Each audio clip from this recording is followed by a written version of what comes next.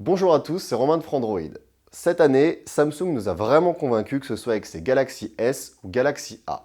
Mais ce n'est pas tout à fait la même conclusion avec les Galaxy J, censés s'inscrire à la frontière entre l'entrée et le milieu de gamme.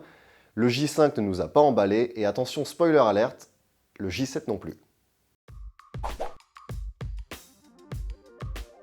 Avec son Galaxy J7 en version 2007, on a un peu l'impression que Samsung utilise des vieux pots pour sortir une nouvelle recette. Le mobile est archi banal, il ressemble un peu à un Galaxy Core, un peu à un Galaxy Note 3. La seule différence avec le J5, c'est la taille de l'écran qui passe de 5,2 à 5,5 pouces et on a donc un plus gros format. L'élément intéressant de ce mobile, c'est sa coque amovible à l'arrière, mais qui dit coque amovible dit aussi coque en plastique.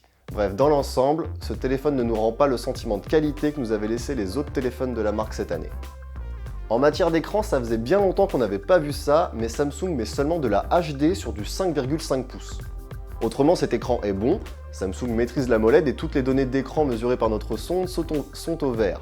Luminosité, contraste, fidélité des couleurs, c'est d'autant plus dommage d'avoir mis une si faible définition.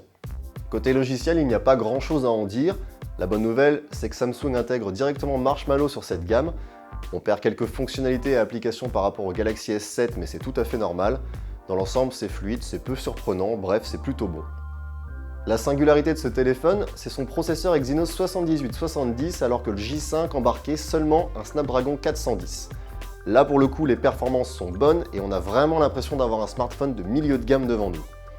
En ce qui concerne la photographie, Samsung a intégré un capteur de 13 mégapixels, ce qui est devenu un véritable standard dans la téléphonie mobile.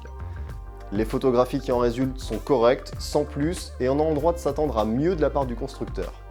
Enfin, c'est en matière d'autonomie que Samsung se démarque le plus. Comme sur les autres gammes, c'est très bien. Sur notre test d'endurance classique, on obtient une perte de seulement 7%, ce qui le classe parmi les meilleurs mobiles. En utilisation quotidienne, on obtiendra environ 2 journées d'autonomie de ce téléphone. Dans l'ensemble, ce Samsung Galaxy J7 est un peu décevant parce qu'il respire la banalité. Surtout qu'il est finalement assez cher, proposé à un tarif de départ d'environ 300 €. Il y a beaucoup mieux au même prix, plus original et plus performant. Abonnez-vous à notre chaîne YouTube pour retrouver l'ensemble de nos vidéos.